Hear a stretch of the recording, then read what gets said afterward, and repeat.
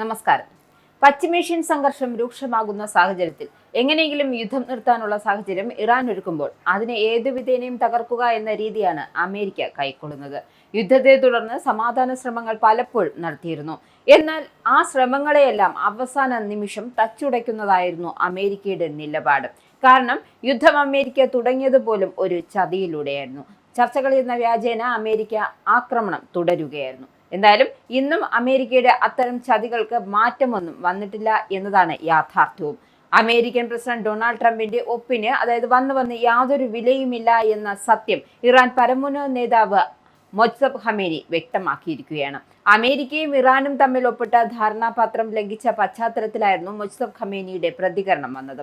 ഇറാനുമായുള്ള കരാർ അമേരിക്ക നിരന്തരം ലംഘിച്ചുകൊണ്ടിരിക്കുകയാണെന്നും അതിനാൽ ട്രംപിന്റെ ഒപ്പ് വിലയില്ലാത്തതെന്ന് വിശ്വസിക്കാൻ യാതൊരു വിലയില്ലാത്തതാണ് എന്ന് വിശ്വസിക്കാൻ പറ്റാത്തതുമായി മാറിയിരിക്കുന്നു എന്നാണ് മൊജ്തബ ഖമേനി പറഞ്ഞു വെക്കുന്നത്. ഇരു രാജ്യങ്ങളും തമ്മിലുള്ള വെടിനിർത്തൽ കരാർ തകർന്നടിഞ്ഞതോടെ ഹോർമോസ് കടലിടുക്ക് പോലുള്ള തന്ത്രപ്രധാനമായ മേഖലകൾ സംഘർഷം കടുത്തിരിക്കുകയാണ്. സിവിലിയൻ കേന്ദ്രങ്ങൾക്ക് നേരെയുള്ള ആക്രമണങ്ങൾ തുടർന്നാൽ അമേരിക്കയ്ക്ക് ഒരിക്കലും മറക്കാൻ പറ്റാത്ത വിധം പ്രത്യാഘാതങ്ങൾ നേരിടേണ്ടി വരും എന്ന സത്യാവസ്ഥ മുജ്തബ വ്യക്തമാക്കുകയാണ്. വാഷിംഗ്ടൺ തങ്ങളുടെ വാഗ്ദാനങ്ങൾ പാലിക്കാത്തതിനാൽ ഉടമ്പടിയിൽ നിന്നും പിന്മാറുന്നതായി ഇറാൻ ഔദ്യോഗികമായി വ്യക്തമാക്കിയിട്ടുണ്ട്. ഏകദേശം ഒരു മാസം മുൻപാണ് വെടിനിർത്തൽ ധാരണയായി ബന്ധപ്പെട്ട് ഇറാനും അമേരിക്കയും തമ്മിൽ കരാറിൽ ഏർപ്പെട്ടത്. ഇറാന്റെ പുതിയ പരമോന്നത നേതാവ് മൊജ്തബ ഖമേനിയുടെ പ്രസ്താവന സ്റ്റേറ്റ് ടെലിവിഷനിലൂടെയാണ് പുറത്തെത്തിയത്. മൊജ്തബ ഖമേനി നേരിട്ട് പ്രത്യക്ഷപ്പെടുന്നതിന് പകരം അദ്ദേഹത്തിന്റെ പ്രസ്താവന സ്റ്റേറ്റ് ടെലിവിഷനിലൂടെ വായിച്ചു കേൾപ്പിക്കുകയായിരുന്നു. യുദ്ധം ആരംഭിച്ചതു മുതൽ അദ്ദേഹം പൊതുവേദികളിൽ നിന്നും മാറി നിൽക്കുകയാണ്. നിലവിൽ യുദ്ധം ആരംഭിച്ചതിന് ശേഷം ആദ്യമായാണ് അദ്ദേഹം ഇറാനിലെ ജനങ്ങളെ അഭിസംബോധന ചെയ്യുന്നത്.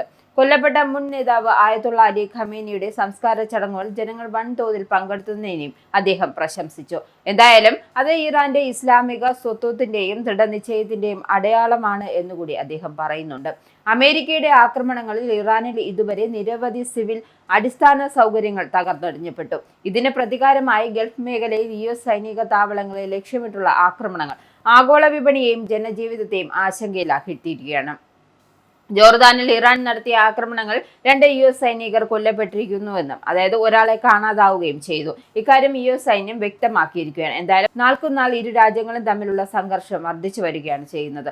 സമാധാന ഉടമ്പടി എങ്ങും എത്താത്ത സ്ഥിതിയും മധ്യസ്ഥ ശ്രമങ്ങൾ ഫലം കാണാത്ത അവസ്ഥയുമാണ് നിലവിൽ.